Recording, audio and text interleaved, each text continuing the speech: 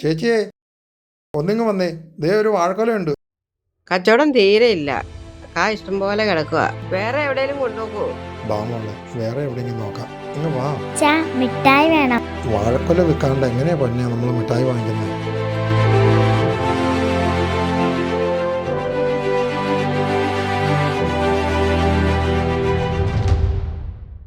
പള്ളികളിലൊക്കെ ആളുകൾ തീരെ കുറഞ്ഞുകൊണ്ടിരിക്കുക. ഈ ഒരവസ്ഥയിൽ മുന്നോട്ട് പോയാൽ കേരളത്തിൽ പല പള്ളികളും പൂട്ടിയിടേണ്ടി വരും. എൻ്റെ ചേട്ടൻ്റെ വീട്ടിലെ കറണ്ട് ചാർജ് 2000 രൂപ വന്നുകൊണ്ടിരുന്നത്. പിള്ളേർ രണ്ടുപേരും വിദേശത്തേക്ക് പോയി കഴിഞ്ഞപ്പോൾ അത് 1000 രൂപയായിട്ട് കുറഞ്ഞു. ഇങ്ങനെ പോയാൽ ഗാർഹിക ഉപഭോക്താക്കളെ കൊണ്ട് നിലനിന്ന് പോകുന്ന KCB അവസ്ഥ ഇനി എന്താകുമോ? ഏറെ ഗൗരവമുള്ള വിഷയം തന്നെയാണ്. ഇവിടെ ഒരു തൊഴിൽ സാധ്യത ഉണ്ടായിരുന്നെങ്കിൽ ഈ പിള്ളേർ മുഴുവൻ വിദേശത്തേക്ക് പോകേണ്ട അവസ്ഥ ഉണ്ടാകുമായിരുന്നു. നാളെ നാളെ എന്ന് പറഞ്ഞിട്ട് എത്ര നാളായി കുര്യൻ ചേട്ടാ? ഓരോ ദിവസം ചെല്ലുന്തോറും സംഗതികൾ വഷളായിക്കൊണ്ടിരിക്കുക. തിരുത്തേണ്ട സമയത്ത് തിരുത്തണം, അല്ലാതെ എല്ലാം കൈവിട്ട് പോയി കഴിഞ്ഞിട്ട് പറഞ്ഞിട്ട് വല്ല കാര്യമുണ്ടോ? എന്തായാലും പ്രസ്ഥാനത്തിന് ജീവന തുല്യം സ്നേഹിച്ചു പോരുന്ന നമുക്ക് പാർട്ടി പറയുന്നത് അംഗീകരിച്ചല്ലേ പറ്റൂ. ഞാൻ നിർത്തിയേട്ടാ. ഈ പോസ്റ്റർ ഒട്ടിക്കാനും ബക്കറ്റ് വീടിനൊന്നും ഞാനില്ല. നമ്മൾ ഈ ചെയ്യുന്ന കഷ്ടപ്പാടിന്റെ വലം മുഴുവൻ എടുക്കുന്നത് മുകളിലിരിക്കുന്ന നേതാക്കന്മാർ. നീ പറഞ്ഞത് നേരാ. ഈ പിൻവാതിൽ നിയമനം എന്നൊക്കെ പറഞ്ഞ് നമുക്കൊരു ജോലി കിട്ടിയാൽ 10,000-15,000 രൂപ കിട്ടും. പിന്നെ നേതാക്കന്മാർക്ക് കിട്ടുന്ന ജോലിക്ക് അവർ വാങ്ങിക്കുന്ന ശമ്പളം ലക്ഷങ്ങളാണ്. കൺസ്ട്രക്ഷൻ മേഖല തകർന്നോടുകൂടി എൻ്റെ കാര്യമൊക്കെ പരിങ്ങലിലായി തമ്പി. അപ്പച്ചനെ ഹോസ്പിറ്റലിൽ കൊണ്ടുപോകേണ്ട ദിവസം കഴിഞ്ഞു. ചുരുങ്ങിയത് 2000 രൂപയെങ്കിലും ഇല്ലാതെ ഹോസ്പിറ്റലിൽ പോകാൻ പറ്റില്ല. അതില്ലാത്തതുകൊണ്ട് ഓരോ ദിവസവും തള്ളി നീക്കുക. പെൻഷൻ വല്ലപ്പോഴും, ആശുപത്രിയിൽ വേണ്ട പല മരുന്നുകളും ഇല്ല, അതേ ഡോക്ടർമാരില്ല. ഇങ്ങനെയെങ്കിൽ നാളെ നമ്മൾ എങ്ങനെ ജീവിക്കും ചേട്ടാ? കുര്യൻചേട്ടാ, മോക്കൊരു പേന മേടിച്ചിട്ട് വരണേ. 2-3 ദിവസമായി സ്കൂളിൽ നിന്ന് പറഞ്ഞു വിടണു. ഇതും കൊണ്ട് പോയി ലോട്ടറി ടിക്കറ്റ് മേടിക്കല്ലേ. കാശ് കൊടുക്ക പൊട്ടിച്ച പൈസയാ. ചേട്ടനാ കോൺട്രാക്ടർ രാജൻ ചേട്ടനോടൊന്ന് പറഞ്ഞൂടെ? പണിയെടുത്ത പൈസയല്ലേ, എന്തോരം കാശാ തരാനുള്ളേ? ഞാൻ പല പ്രാവശ്യം പുള്ളിയോട് ചോദിച്ചതാ. പുള്ളിയുടെ അവസ്ഥ തീരെ മോശമാണ്. കുര്യ, ആശുപത്രിയിൽ പോകേണ്ട സമയമല്ലോ കുര്യ.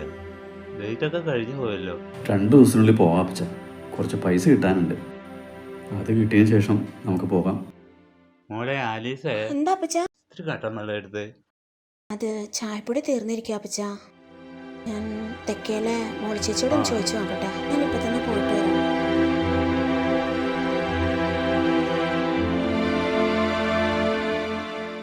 കുര്യൻ ചേട്ടാ, അടിപൊളി നമ്പറുണ്ട്, ഓർമ്മ എടുത്തു.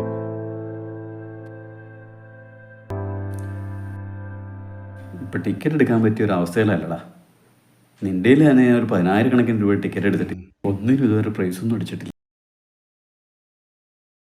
എൻ്റെ കയ്യിലാണെങ്കിൽ തീരെ പൈസ ഒന്നും ഇല്ലാതിരിക്കുന്ന ഒരവസ്ഥയാണ്. പെണ്ണുമ്പിള്ള കുടുക്ക പൊട്ടിച്ച് തന്ന ഒരു 50 രൂപയെ പോക്കറ്റിലുള്ളൂ. അത് വൈകുന്നേരം കൊച്ചിനൊരു പേന മേടിച്ചുകൊണ്ട് ചെല്ലണമെന്ന് പറഞ്ഞിട്ടുണ്ട്. എൻ്റെ കുഴപ്പം കൊണ്ട് തന്നെ പറ്റിയതാ. 10,000 രൂപയ്ക്ക് ഡെയിലി പണിയെടുത്തുകൊണ്ടിരുന്നപ്പോൾ 10-300 രൂപയ്ക്ക് ടിക്കറ്റ് എടുക്കും.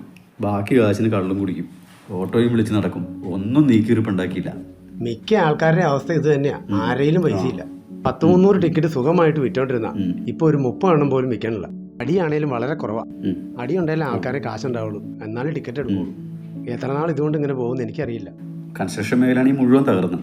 ഉള്ള പണിയാണെങ്കിൽ ബംഗാളികളും കൊണ്ടുപോയി. 5-8 വർഷം കൊണ്ട് കൂലി ഇരട്ടിയായി, ഒപ്പം ജീവിത ചെലവും. ഇന്ന് അപ്പച്ചനെ കൊണ്ട് ആശുപത്രി പോകേണ്ട ദിവസമാണ്. എങ്ങനെ പോയാലും ഒരു 2000 രൂപ വേണം. ആരോട് മേടിക്കൊന്നും ഒരു പിടിയില്ല. 10-2000 രൂപ കിട്ടിയാലും നാളെ വേറെ ആവശ്യങ്ങൾ വരൂലേ. നമുക്കിപ്പോൾ ഒരു പണി ആവശ്യം. നമുക്ക് ആ ജീവൻ ചേട്ടനെ പോയെന്ന് കണ്ടാലോ? 10-12 ദിവസം പണി കിട്ടുവാണെങ്കിൽ 1 മാസം തള്ളി നിൽക്കാം. 20 ലക്ഷം രൂപ കടമെടുത്താണ് ഞാൻ എൻ്റെ മകനെ കാനഡയ്ക്ക് വിട്ടത്. അവിടെയാണെങ്കിൽ ആഴ്ചയിൽ 1 ദിവസത്തെ പണി മാത്രമേ കിട്ടുന്നുള്ളൂ. ബാക്കി ദിവസങ്ങളൊക്കെ കൂലിയും വേലയില്ലാതെ നിൽക്കുക. ഈ ആൾക്കാർ മുഴുവൻ നാട് വിട്ട് അങ്ങോട്ട് പോയാൽ അവരെവിടുന്ന് പണി കൊടുക്കാനാ? ഏതെല്ലാം രാജ്യക്കാരാ സ്വന്തം നാട് വിട്ട് അങ്ങോട്ട് പോകുന്നത്? നമ്മുടെ നാട്ടിൽ തൊഴിലുണ്ടായിരുന്നെങ്കിൽ ഈ മക്കളൊക്കെ തൊഴിൽ അന്വേഷിച്ചാണ് പോകുമായിരുന്നു. ചേട്ടാ, ഇവിടുത്തെ ട്രേഡ് യൂണിയനുകളാണ് ഈ അവസ്ഥ ഉണ്ടാക്കിയത്. 10 മുറി പണിതിട്ട് 3 എണ്ണം 20 പോയിരിക്കണേ. ഇപ്പം അത് വിൽക്കാനായിട്ട് നോക്കിയിട്ട് ആർക്കും തന്നെ വേണ്ട. വല്ലാത്ത അവസ്ഥയിലാണ് ഞാനിപ്പോൾ. നാട്ടിൽ തൊഴിലില്ലാതായതാണ് ഇതിനൊക്കെ പ്രശ്നം.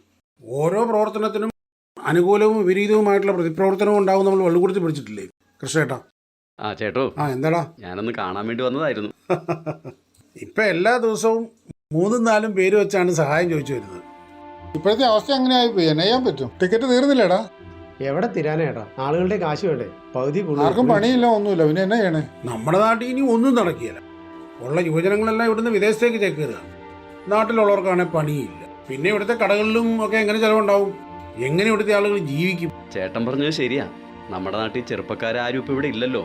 എല്ലാവരും വിദേശത്തേക്ക് പോയി.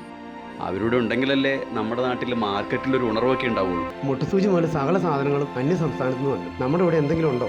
എന്തെങ്കിലും തൊഴിൽ സാധ്യത ഉണ്ടായാൽ ഞാൻ ഇതുമായിട്ട് ഈ തെണ്ടി തിരിഞ്ഞ് നടക്കില്ല.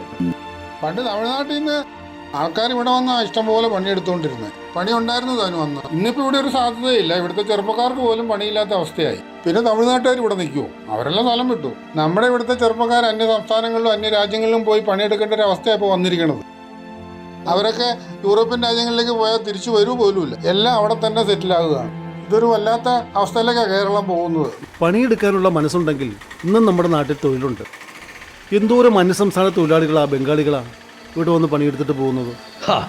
നിങ്ങളെ മക്കളൊക്കെ അങ്ങ് സേഫായാലും നല്ല ജോലിയിൽ സുഖമായിട്ട് ജീവിക്കും. ഞങ്ങൾ ഈ പട്ടിണി പാവങ്ങളുടെ മക്കളൊക്കെ തെണ്ടി അലഞ്ഞ് ജീവിക്കണം എന്നാണോ? അതാണോ അതിന്റെ ശരി? നമ്മൾ തമ്മിൽ ഇതൊന്നും സംസാരിച്ചാൽ ശരി. അതന്നെ. അപ്പം നമ്മളൊക്കെ നാട് വിട്ട് പോകേണ്ടി വരൂലേ ചേട്ടാ? നിനക്കും ഇപ്പം പണിയൊന്നുമില്ലല്ലേ? പണിയൊന്നും ഇല്ല ചേട്ടാ. അതല്ലേ ചേട്ടനെ കാണാൻ വേണ്ടി ഇപ്പം ഇങ്ങ് വന്നേ. ഞാനിപ്പം നിന്നെ സഹായിക്കാൻ പറ്റുന്ന ഒരു സ്ഥിതിയിലല്ല കുര്യ. നമ്മുടെ ബിസിനസ്സൊക്കെ ആപ്പാടെ പൊളിഞ്ഞിരിക്കുക. പണിതിട്ട ഫ്ലാറ്റുകളൊന്നും ചിലവാകുന്നില്ല. 1-2 കോടി രൂപ കടത്തിലാണ്.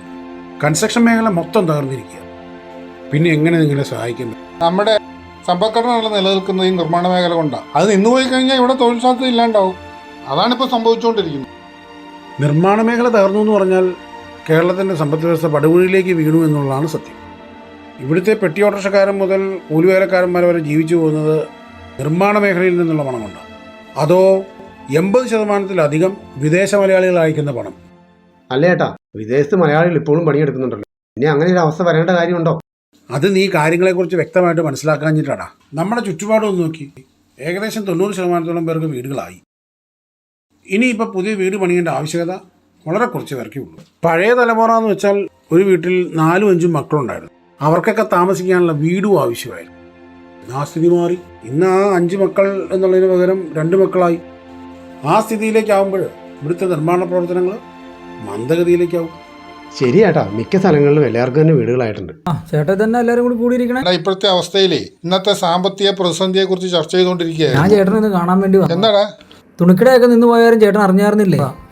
അപ്പോൾ ചേട്ടൻ്റെ ഒഴിവായി കിടക്കുന്ന കടയുടെ ഫ്രണ്ടിലേ ഒരു മീൻ തട്ട് ഇട്ടോട്ടെ എന്ന് ചോദിക്കാൻ വേണ്ടി വന്നതാ. എടാ അതെ, എങ്ങനെയെങ്കിലും വിറ്റ് പോകുമെന്ന് നോക്കാനായിട്ട് ആയിരിക്കണേ.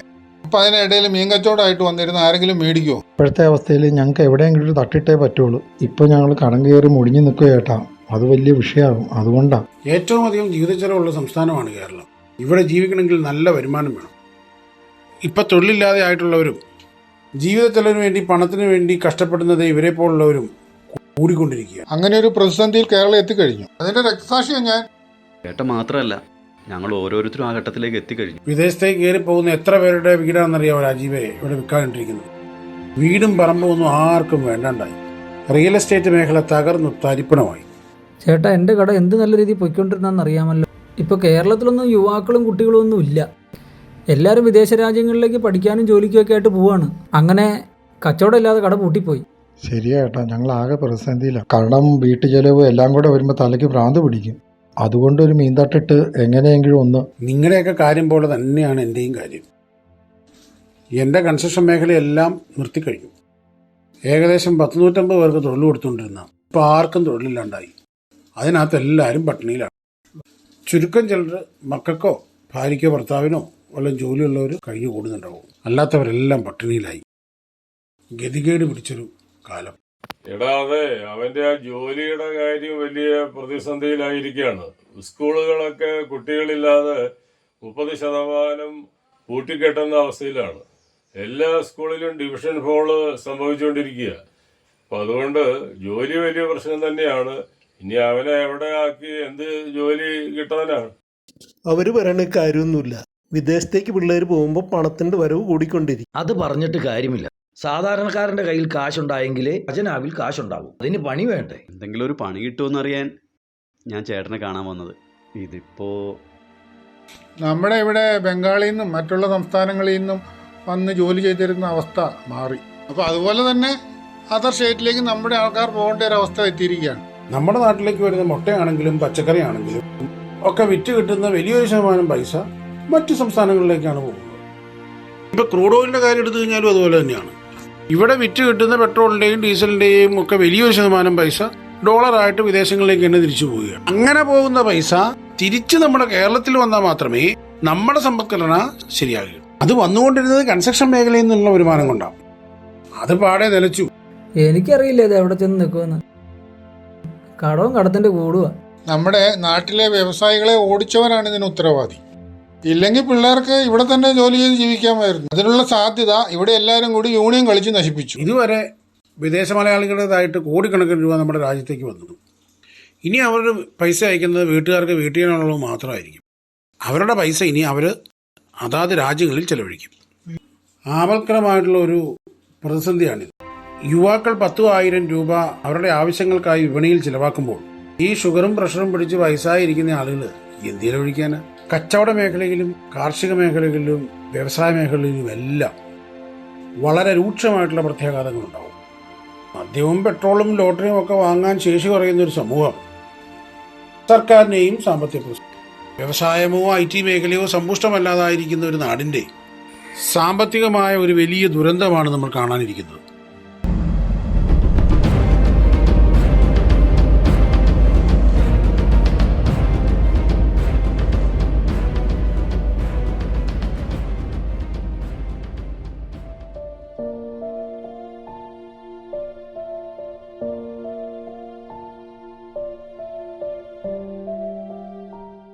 കഴിഞ്ഞ പ്രാവശ്യം വന്നപ്പോൾ കാണാൻ പറ്റിയില്ല. പിന്നെ എങ്ങനെയുണ്ട് കാര്യങ്ങളൊക്കെ നല്ല രീതിയിൽ പോകുന്നുണ്ടോ? റിയൽ എസ്റ്റേറ്റ് മേഖല ആകെപ്പാടെ തകർന്നു. അതോടുകൂടി നമ്മുടെ കാര്യവും പരിങ്ങലിലായി. കുറേയൊക്കെ ഞാനും അറിഞ്ഞായിരുന്നു. വില്ലകളൊക്കെ ഒത്തിരി കിടപ്പുണ്ടല്ലേ? വില്ലകളോ, വീട്, പറമ്പ്. എൻ്റെ വീട് തന്നെ 2 കോടി രൂപ കടത്തിലാണ്. കുറച്ചു നേരം മുമ്പ് വീട്ടിലേക്ക് വന്നപ്പം ബാങ്കുകാർ വന്ന് ജപ്തി നോട്ടീസ് ഒട്ടിച്ചിരിക്കുക. ഇനിയിപ്പോൾ എന്ത് ചെയ്യും? എന്ത് ചെയ്യണമെന്ന് ഒരു പിടിയില്ല കേട്ടോ. ഇത് എൻ്റെ മാത്രം പ്രശ്നമല്ല, എല്ലാ മേഖലകളിലും പ്രതിസന്ധിയാണ്. പെൻഷനും ശമ്പളവും ഒക്കെ കിട്ടിക്കൊണ്ടിരുന്ന ഒരു വലിയ സമൂഹവും പ്രതിസന്ധിയിലാകുകയാണ് ഇന്ന്. ചുരുക്കി പറഞ്ഞാൽ കൃത്രിമമായൊരു സമ്പദ് വ്യവസ്ഥ വന്നു കഴിഞ്ഞാൽ അത് തകർന്നു പോകും. ഹലോ രാജു, ഒരു പ്രശ്നമുണ്ട്. എന്നാ കാര്യം? കുര്യൻചേട്ടൻ ഒരു കത്ത് എഴുതി വെച്ചിട്ട് എങ്ങോട്ടോ പോയി. ആണോ? ഒന്ന് പോയി അന്വേഷിക്കാവോ? ഞാൻ നോക്കട്ടെ. ആരാ വിളിക്കുന്നേ? കുര്യന്റെ ഭാര്യ വിളിച്ച. എന്നെ? പുള്ളി എന്തോ എഴുത്തെഴുതി വെച്ചിട്ട് പോയെന്ന്.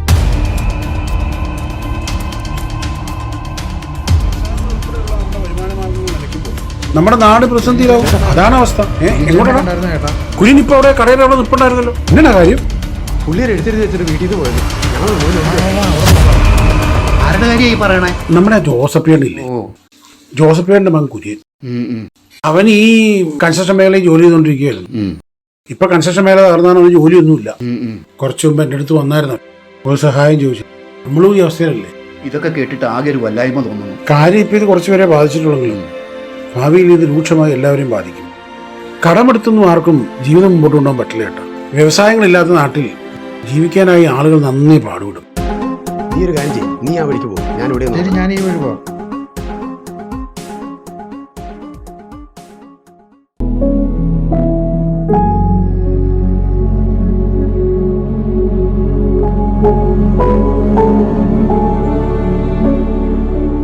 കുര്യൻചേട്ടാ, ഇതെന്നെ അവിടെ നിൽക്കണേ? ഞാനാകെ പരാജയപ്പെട്ടറാ. ജീവിക്കണമെങ്കിൽ ഒരുപാട് പണം വേണം.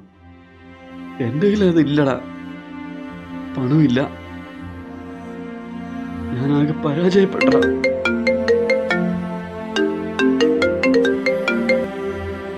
ഹലോ, എടാ കുഞ്ഞിനെ കണ്ടു കിട്ടിയോ? ആളെ കിട്ടിയിട്ടുണ്ടാ? നമ്മുടെ പാലത്തിന്റെ അടിയിലുണ്ട്. ഇങ്ങോട്ട് പോരെ. ശരിടാ, ഞങ്ങളങ്ങ് പോകാം. എനിക്ക് എത്ര ലക്ഷം രൂപ കടമുണ്ടെന്നറിയാമോ? വീട് പണിത കടം, പലർക്കും പൈസ കൊടുക്കാനുണ്ട്. കുര്യൻചേട്ടനെ പോലെയാണെങ്കിൽ ഞാൻ എത്രയോ പ്രാവശ്യം ആത്മഹത്യ ചെയ്യേണ്ട വന്നിട്ടേ. എന്താ കുര്യത്? ആത്മഹത്യ എന്തിനേലും പരിഹാരമാണോ? എത്രയോ കുടുംബങ്ങളിൽ ഇതുപോലെ പ്രശ്നങ്ങൾ നടക്കുന്നുണ്ട്. കുര്യനെ പോലെ എല്ലാവരും ആത്മഹത്യക്ക് ശ്രമിച്ചാൽ ഇവിടുത്തെ അവസ്ഥ എന്താവും? പ്രശ്നങ്ങൾ തരണം ചെയ്ത് ജീവിക്കാൻ പഠിക്കൂ കുര്യ. പൈസയ്ക്ക് പൈസ തന്നെ വേണ്ടടാ. എൻ്റെ കയ്യിലാണെങ്കിൽ 1 രൂപ പോലും എടുക്കാനില്ല. ഓരോ ദിവസവും എങ്ങനെ തള്ളി നിൽക്കുന്നതെന്ന് എനിക്ക് പോലും അറിയില്ല. അപ്പച്ചനെ ആശുപത്രി കൊണ്ടുപോകേണ്ട ദിവസം കഴിഞ്ഞു. ജീവിതത്തിൽ ഇതുപോലെയൊക്കെ പല പ്രശ്നങ്ങളുണ്ടാവും. ഇതൊക്കെ തരണം ചെയ്ത് നമ്മൾ മുന്നോട്ട് പോകണം. ബാ പോവാ.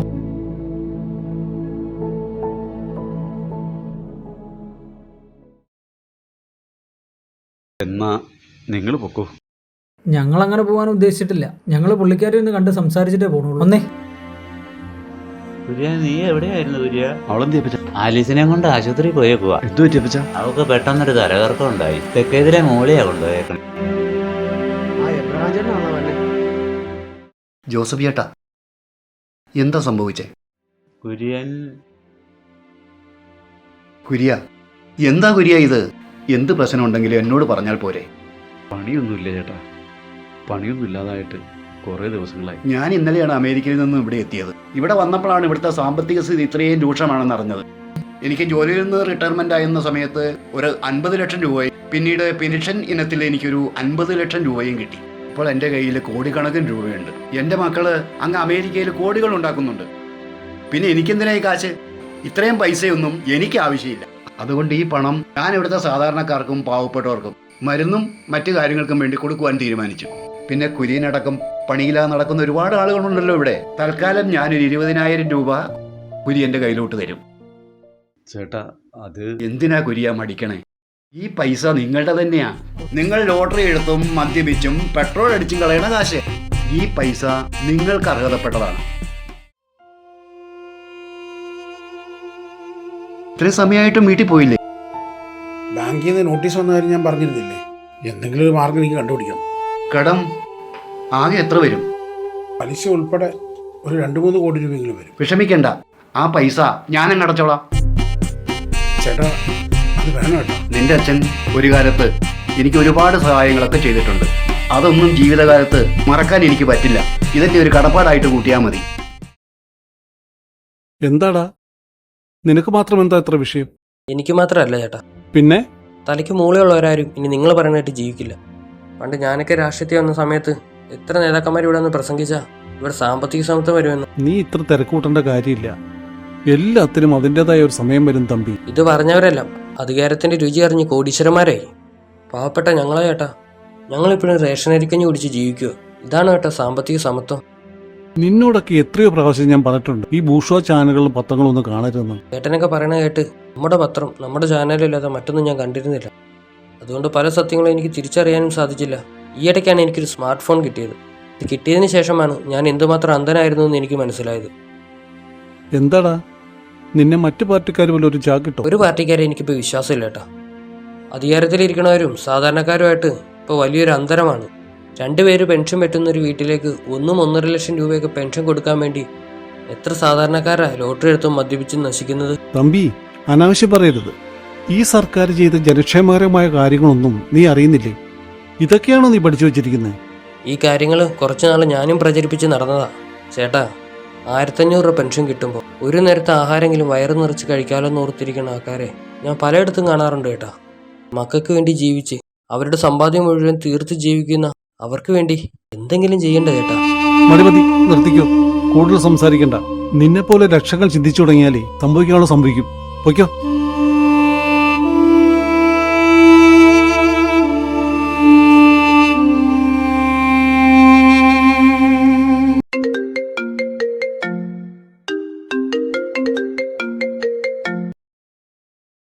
ഹലോ, എടാ രാജു, നിനക്ക് ഞാൻ സൊസൈറ്റി ജാമ്യം നിന്ന് ഓർമ്മയുണ്ടല്ലോ? അതെങ്ങനെ മറക്കാൻ പറ്റുമോ? മര്യാദയ്ക്ക് പോയത് അടയ്ക്കണോട്ടോ.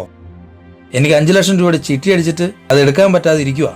നിവൃത്തിയേട് കൊണ്ടാ ഉദ്ദേശിച്ച പോലെ കാര്യങ്ങളൊന്നും നടക്കണില്ല. നീ 2 ദിവസത്തിനുള്ളിൽ ആ പൈസ അടച്ചില്ലെങ്കിൽ ഞാനങ്ങ് വരും. എന്നാ നിനക്ക് അറിയാലോ. അടച്ചോളാം, ഞാൻ എങ്ങനെയെങ്കിലും ഞാൻ അടച്ചോളാം. ആ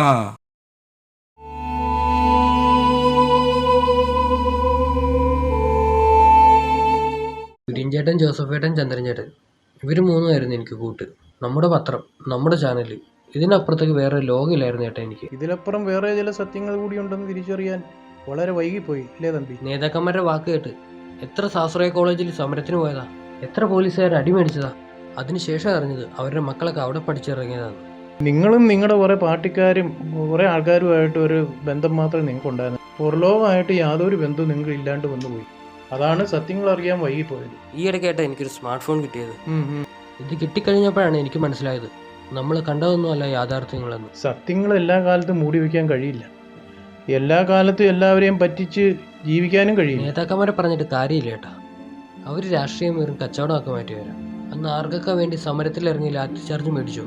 അവരൊക്കെ ഇന്ന് ഇതേ ഒറ്റക്കെട്ടായിട്ട് നമ്മുടെ നാട് ഭരിക്കുന്നത്. പണ്ട് വിദേശ സർവകലാശാലകളൊക്കെ ഇങ്ങോട്ട് വരാൻ തുടങ്ങിയപ്പോൾ അത് സമരം ചെയ്ത് തോൽപ്പിക്കാതെ ഇരിക്കുകയായിരുന്നെങ്കിൽ ഇവിടെ ഇന്ന് ഇഷ്ടംപോലെ വിദേശികൾ പഠിക്കാൻ വന്ന് ഖജനാവ് നിറഞ്ഞുകൊണ്ടായി.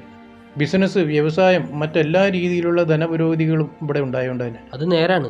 എന്തോരം വ്യവസായം ഉണ്ടായേനെ നമ്മുടെ നാട്ടിൽ. ഇനിയിപ്പോൾ ഒന്നുമല്ലാത്ത അവസ്ഥയിൽ വിദേശത്ത് നല്ലവരും കാശ് വെച്ച് തന്നാൽ നമ്മുടെ നാട് കഴിഞ്ഞു പോകും. എന്താ വിഷയം?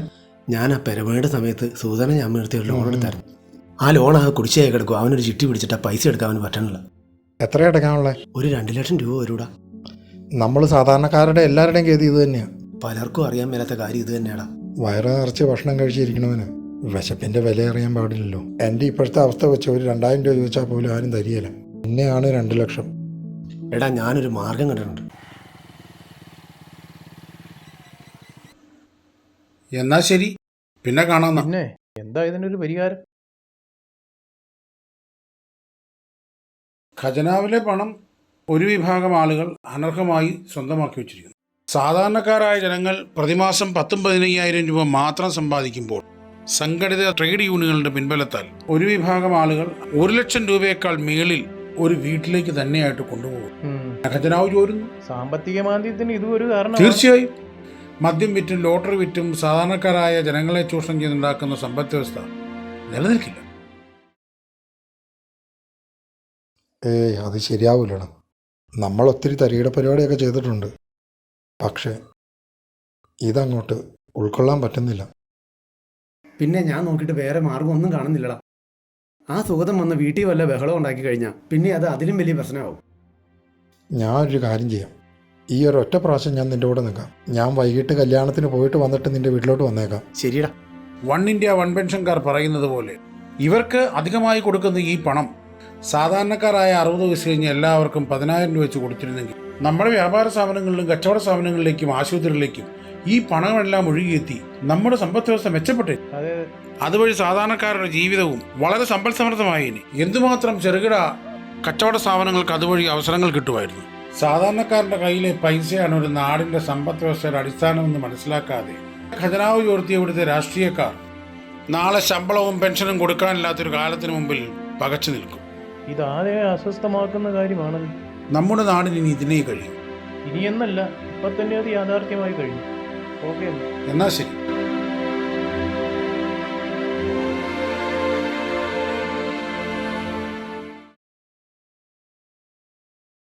ചേച്ചി, എന്താ ചേച്ചി? നിനക്കെന്തെങ്കിലും പ്രശ്നമുണ്ടോ? പ്രശ്നമുണ്ടോയെന്ന് ചോദിച്ചാൽ സാമ്പത്തിക പ്രശ്നം വളരെ രൂക്ഷമാണ്. പിള്ളേരുടെ പഠിപ്പ്, വീട്ടുചെലവ് എല്ലാം കൂടി ആകെ പ്രശ്നത്തിലാണ്. അത് പരിഹരിക്കാൻ മോഷണം നടത്തിയേക്കാന്ന് വെച്ചു അല്ലേ? മോഷണോ? ചേച്ചി എന്താ ഈ പറയുന്നത്? ഇന്നലെ രാത്രി 1 മണിക്ക് നീയും രാജുവും കൂടി എൻ്റെ വീടിന്റെ മുന്നിൽ വന്നില്ലേ? ലോക്ക് വിളിക്കാൻ ശ്രമിച്ചിട്ട് പട്ടി കുരച്ചതുകൊണ്ടാണോ അത് വേണ്ടെന്ന് വെച്ചത്? CCTV ഞാൻ എല്ലാം കണ്ടു. എന്താ ഒന്നും മിണ്ടാത്തത്? ചേച്ചി, ഞാനും രാജുവൊക്കെ ആകെ പ്രശ്നത്തിലാണ്. രാജുവിനാണെങ്കിൽ ജപ്തി നോട്ടീസ് വന്നിരിക്കുക. ഉടനെ 5 ലക്ഷം രൂപ ബാങ്കിൽ അടച്ചില്ലെങ്കിൽ അവൻ്റെ വീട്ടിലൊരു കൂട്ട ആത്മഹത്യ ഉണ്ടായേക്കും. അതിനു വേണ്ടിയിട്ടാണ് ഞങ്ങൾ ഈ മാർഗം കണ്ടെത്തിയത്. ഇതറിഞ്ഞപ്പോൾ സാധാരണ നിലയിൽ പോലീസിൽ അറിയിക്കുകയാണ് ചെയ്യേണ്ടത്. എന്നാൽ ഞാനതെന്താ ചെയ്യാതിരുന്നെന്നറിയാമോ? നിങ്ങൾ രണ്ടുപേരും ഇതുവരെ ഒരു ക്രിമിനൽ സ്വഭാവവും കാണിച്ചിട്ടുള്ളവരല്ല. അതുകൊണ്ടാ നിങ്ങളെ രണ്ടുപേരെയും ജയിലിലേക്ക് അയക്കണ്ടെന്ന് കരുതിയ. എത്രയും വേഗം അവൻ്റെ ബാങ്കിൻ്റെ ഡീറ്റെയിൽസ് എന്നെ അറിയിക്കുക. ആ കടം നിങ്ങളെ വലിയ കുറ്റവാളികളാക്കേണ്ട. ശരി, എന്നാ പോയിക്കോ.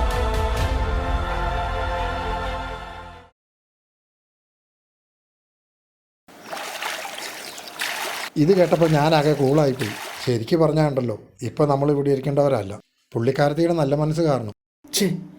കുറച്ച് വിഷം മേടിച്ച് കഴിച്ചാൽ ചത്താ മതിയായിരുന്നു. ഇനി എങ്ങനെയാടാ നമ്മൾ ആളുകളുടെ മുഖത്ത് നോക്കണേ? അതോർത്ത് നീ ടെൻഷൻ അടിക്കുമൊന്നും വേണ്ട. പുള്ളിക്കാരത്തി ഇപ്പോൾ അതാരോടും പറയാനൊന്നും പോകുന്നില്ല. പിന്നെ ചേച്ചി നിന്റെ അക്കൗണ്ട് നമ്പർ ചോദിച്ചിട്ടുണ്ട്. അക്കൗണ്ട് നമ്പർ മണ്ണാങ്കട്ട. എടാ, നമ്മളൊക്കെ പാവപ്പെട്ടവരാണ്. കുറച്ചൊക്കെ ആത്മാഭിമാനിലാണ് നമുക്ക്. ഇപ്പം ഈ ബാങ്കിലെ കടയൊക്കെ എങ്ങനെ വീട്ടും? എന്തായാലും കുര്യൻ ചെയ്ത പോലെ ഞാൻ ചെയ്യില്ല.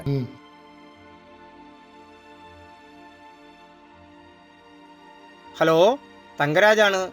എന്നാ കാര്യം? കേരള പാർട്ടിന്നാ. ജില്ലാ സമ്മേളനമൊക്കെ വരുവാണേ. എങ്ങനെയാ മണ്ണെടുപ്പ് തകൃതിയായി നടക്കണില്ലേ?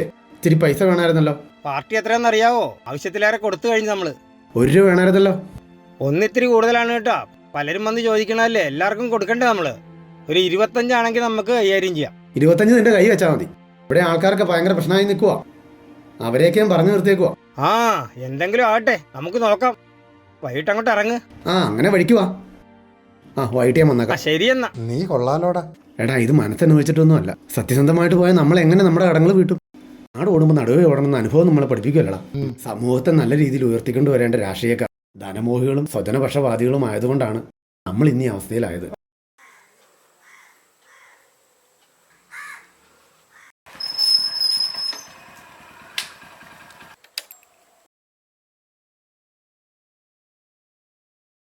ജോസഫേട്ടാ, അസുഖമൊക്കെ എങ്ങനെ ഇരിക്കണ്? കുഴപ്പമില്ല, മരുന്നിന്റെ പുറത്ത് അങ്ങനെ കഴിഞ്ഞുകൂടി പോകുന്നു. കുര്യൻ എന്തേ? കുര്യൻ ആ പുറത്തേക്കെങ്ങാണ്ട് ഇറങ്ങി പോണാണ്ടല്ലോ. ഞാൻ വന്നതേ നമ്മുടെ ജില്ലാ സമ്മേളനം എല്ലാം വരുവാ. വണ്ടി വിളിച്ചു വേണം ഇവിടുന്ന് പോവാൻ. മൊത്തത്തിൽ ചെലവാ, അറിയാലോ. ഇവിടുന്ന് ഇനി ഒന്നും പ്രതീക്ഷിക്കണ്ട അരുണേ. അരി മേടിക്കാൻ പോലും മാർഗമില്ലാതിരിക്കുക. കുര്യനാണെങ്കിൽ മാസങ്ങളായി പണിയില്ലാതായിട്ട്. നേതാക്കന്മാർ ഇത് വല്ലതും അറിയണുണ്ടോ? നേതാക്കന്മാർക്ക് എന്ത് ചെയ്യാൻ പറ്റും ജോസഫേട്ടാ? നാട്ടുകാർക്ക് പണിയുണ്ടാക്കി കൊടുക്കലാണോ നേതാക്കന്മാരുടെ പണി? പണിയുണ്ടാക്കി തരണ്ട. എന്നെ പോലെ പ്രായമായിരിക്കുന്നവർക്ക് ഒരു 10,000 വേണ്ട, ഒരു 5,000 രൂപ വെച്ച് സർക്കാരിന് തരാൻ പാടില്ലേ പെൻഷനായിട്ട്? നല്ല കഥയായി. അതിന് മാത്രം കാശ് കെട്ടിക്കിടക്കണോ ഖജനാവില്? മോനെ അരുണേ, 5 ലക്ഷം രൂപ വരെ ശമ്പളം മേടിക്കുന്നവരുണ്ട് നമ്മുടെ ഈ കേരളത്തിൽ. അറിയാവോ? 1 ലക്ഷം 2 ലക്ഷം പെൻഷൻ മേടിക്കുന്നവർ ഇവിടെയുണ്ട്. ഈ വലിയ സംഖ്യയൊക്കെ വെട്ടിക്കുറച്ചിട്ട് സർക്കാരിനെയും പാർട്ടിയെ നിലനിർത്തുന്ന ഈ സാധാരണക്കാർക്കൊക്കെ ഒന്ന് വീതിച്ചു തരാൻ പാടില്ല. അങ്ങനെയൊക്കെ ചെയ്താൽ എത്ര കുടുംബങ്ങൾ പട്ടിണിയില്ലാതെ കഴിഞ്ഞു പോകും. എൻ്റെ ജോസഫേട്ടാ, വിദേശ രാജ്യങ്ങൾക്ക് എത്ര രൂപ ശമ്പളം കൊടുക്കണ്ടെന്ന് അറിയോ? അങ്ങനെ കൊടുത്തെങ്കിൽ നമ്മുടെ സ്റ്റേറ്റിന്റെ സ്റ്റാറ്റസ് നിലനിൽക്കുള്ളൂ. അങ്ങനെയൊക്കെ ചെയ്യണമെങ്കിൽ വ്യവസായത്തിൽ കൂടിയോ കൃഷിയിൽ കൂടിയോ പൈസ ഉണ്ടാക്കണം. അല്ലാതെ കടയെടുത്തും മദ്യ ലോട്ടറിയും വിറ്റും ഇങ്ങനെയുള്ള കാര്യങ്ങൾ നിറവേറ്റണത് ശരിയല്ല അരുണേ. തമ്പി ഇതിലെ വന്നായിരുന്നല്ലേ? അവൻ നമുക്കിട്ട് നല്ല പണിയണുണ്ടല്ലോ. തമ്പി ഒന്നും പറഞ്ഞിട്ടല്ല അരുണേ. ജീവിക്കാൻ ഗതിയില്ലാതെ വന്നാൽ പിന്നെ തിരിഞ്ഞു ചിന്തിക്കും. കർഷകർ ആത്മഹത്യ ചെയ്യുന്നു, വ്യവസായികൾ ആത്മഹത്യ ചെയ്യുന്നു. ഇന്നലത്തെ പേപ്പർ കണ്ടോ? ശമ്പളം മുടങ്ങിയെന്ന്. അങ്ങനെ മൊത്തം പ്രശ്നങ്ങളാ. ശരിയെന്നാ, ഞാൻ പോവാണ്.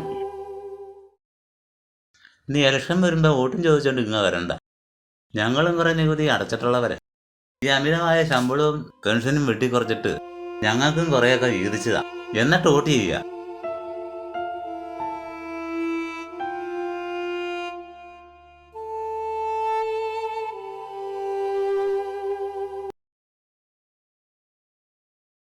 എന്നാടാ ചന്ദ്രേട്ടാ, ആ തമ്പി ചില പ്രശ്നങ്ങളൊക്കെ ഉണ്ടാക്കണ്ടല്ലോ, ഒന്ന് കൈകാര്യം ചെയ്ത് വിടട്ടെ. വേണ്ടടാ, അവൻ പറയട്ടെ.